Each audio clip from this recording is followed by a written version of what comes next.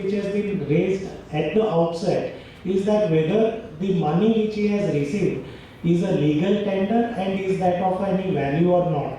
In the short time now which we have, this is another view I am just presenting for your consideration, which is contrary to the view which has been earlier presented, that whether this is a legal tender anymore or not. On a reading of notification, one would believe that it has ceased to be a legal tender.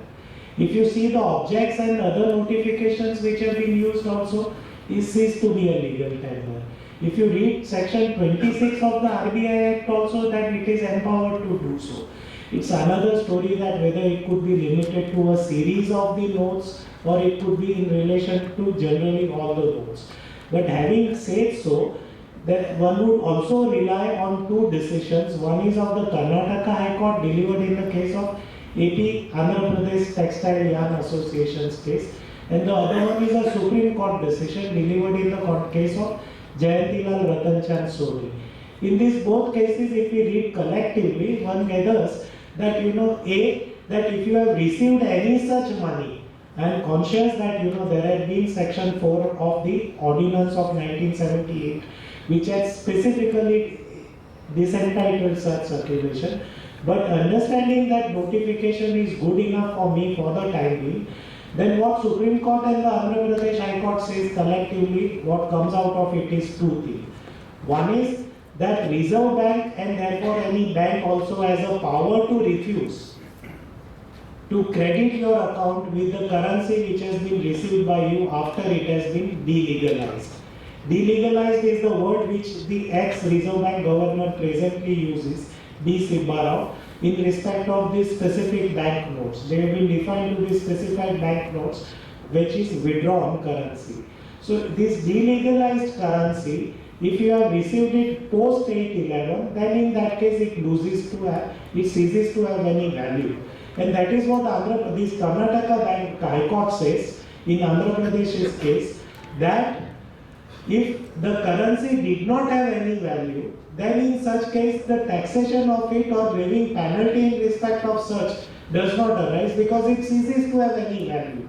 What could be taxed under the Income Tax Act is the income which is capable of having some value, which is not so. It is true that these notes have a value provided they were held as on 8/11/2016 to the extent that they were permitted to be deposited in the bank. Jayant is running short of time, so I like this. As I said, I would have loved to go on. We've got a whole lot of questions, but time is ultimately a constraint. So I'm going to take last two questions, possibly. Sorry, no questions from the floor, unfortunately, today. But since a couple of important questions are there, I've come to Dr. Sheth with question 15, with a request that we'll be very brief on the facts. Large deposits of money have been made, old notes, financial intelligence units and suspicious transaction reports have been filed by the bankers to the PMLA authorities. There is a series of 4 questions which I would request him to deal with. See, the first question is, in cases of large cash deposits, can the authorities commence survey action suo motu without filing FIR on receipt of STR?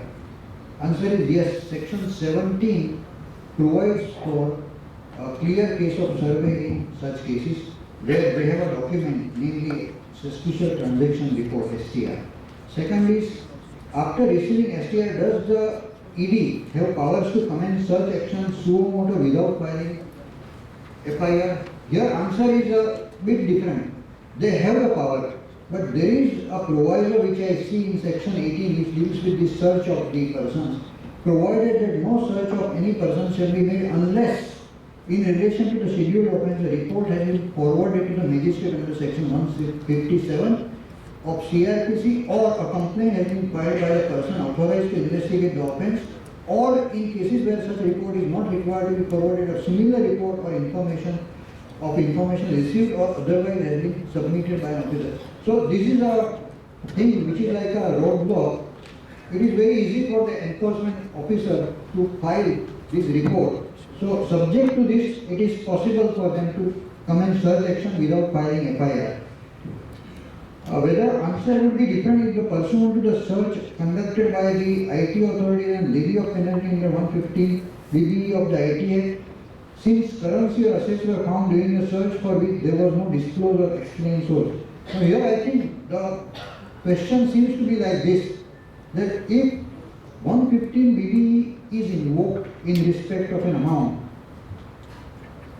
can search action be taken in respect of such amount, which is already subjected to 115 BE? The answer is both the provisions can coexist. 115 BBE only determines the liability to pay a certain amount as penalty. As far as the search under PMLA is concerned, it is an independent provision which will not be obstructed, which will not prevent the authorities from acting on the search provision. Can the bank account in which such large cash deposits were made be provisionally attached under section 5? Clear yes.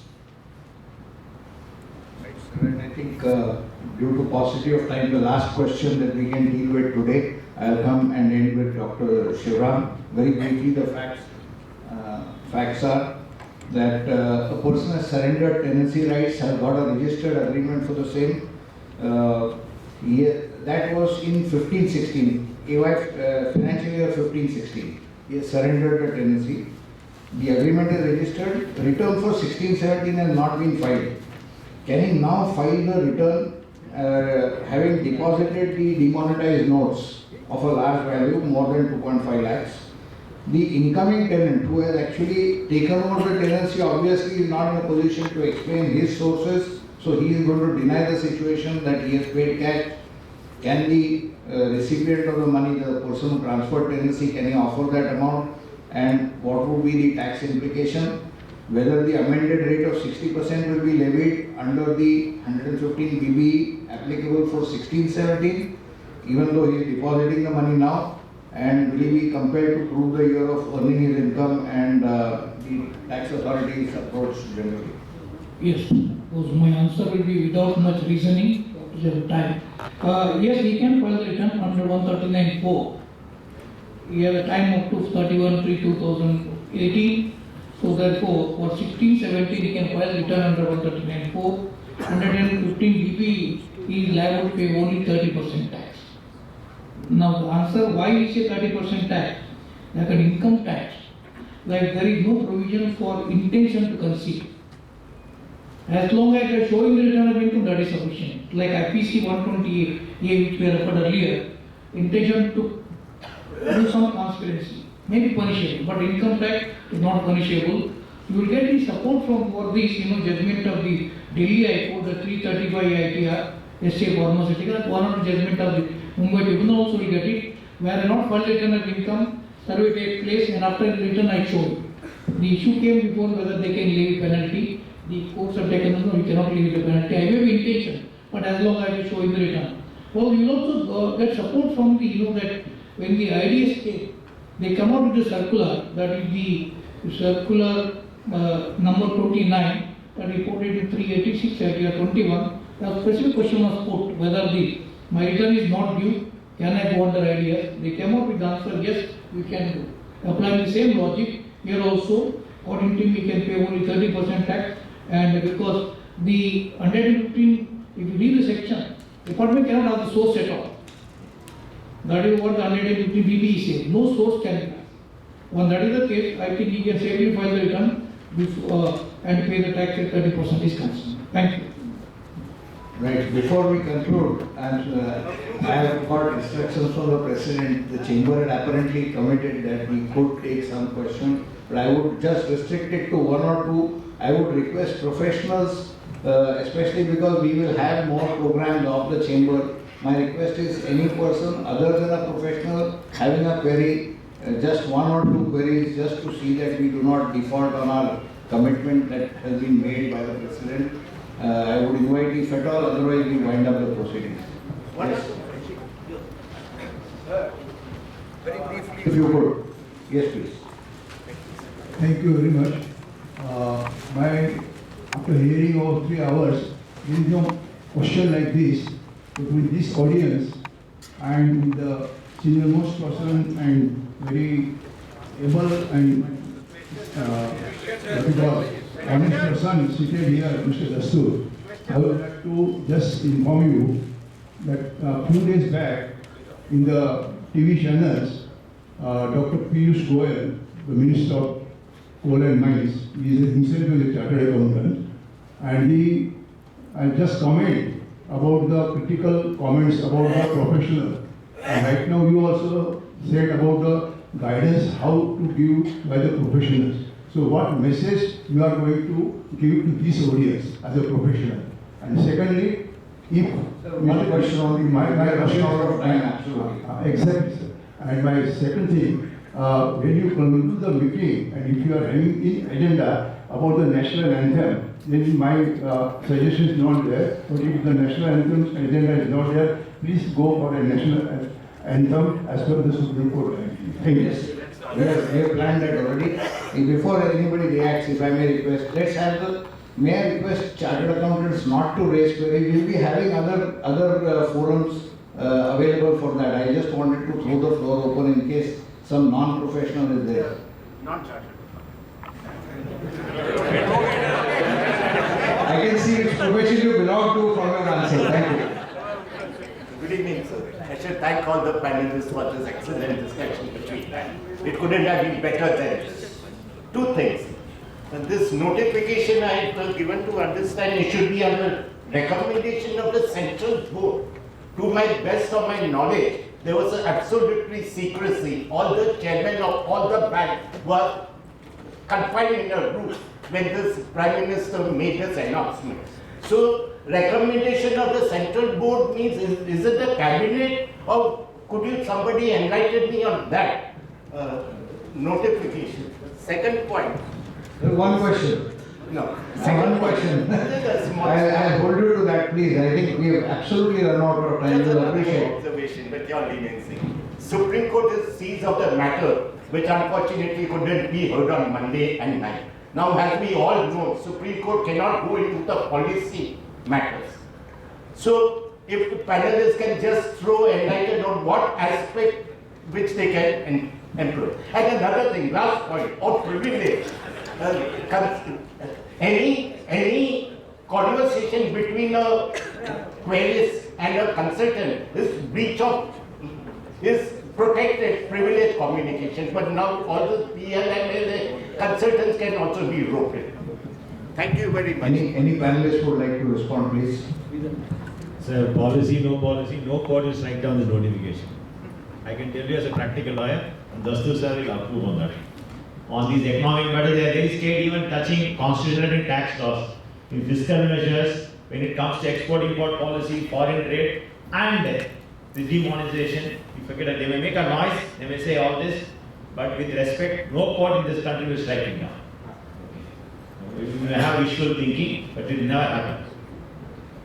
Plus, validation laws are well known to tax lawyers. If there is a defect in it, imminently a validation act will come.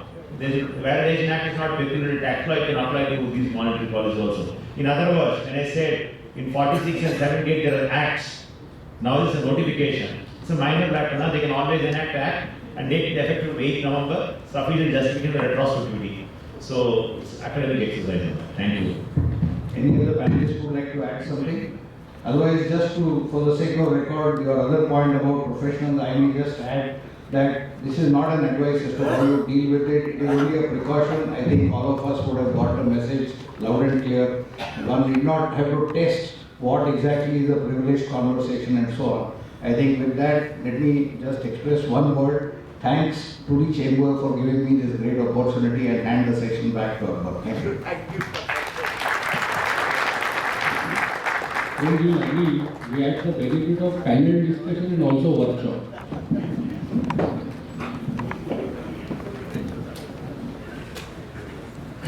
Kindly wait, we are going to have the national anthem, please.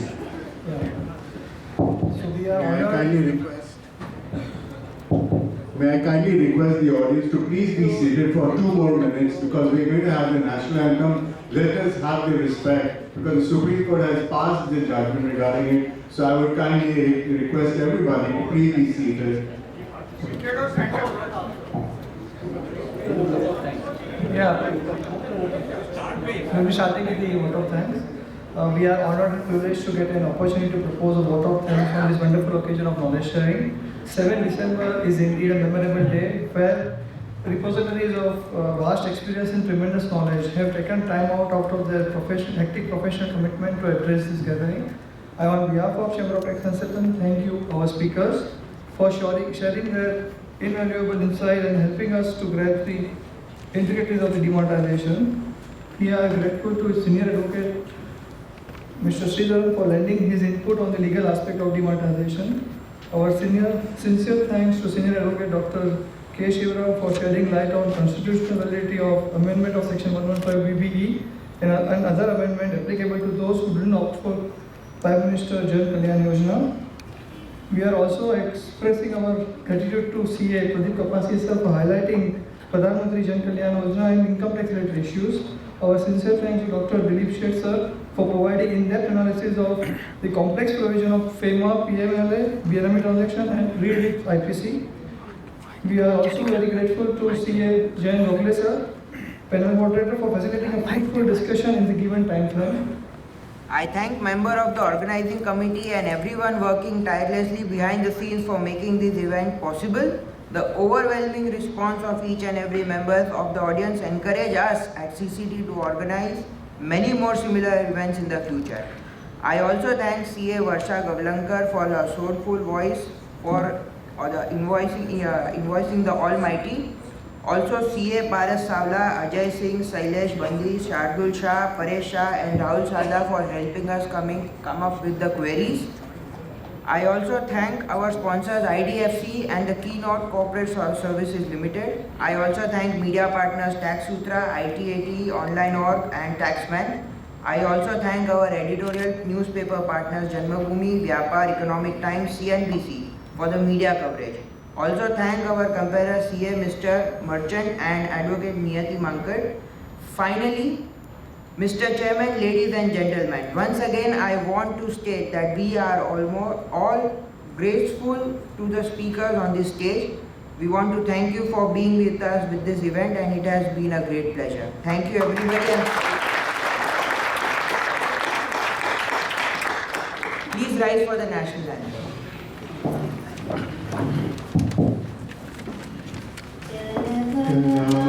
अधिनायक जय हे भारत भाग्य विधाता पंजाब सिंध गुजरात मराठा द्राविड़ उत्कल बंगा विंध्य हिमाचल यमुना गंगा उच्चल जलधि तरंगा तब शुभ नामे जागे तब शुभ आशीष मांगे गाहे तब जय गाथा जन गण मंगल नायक जय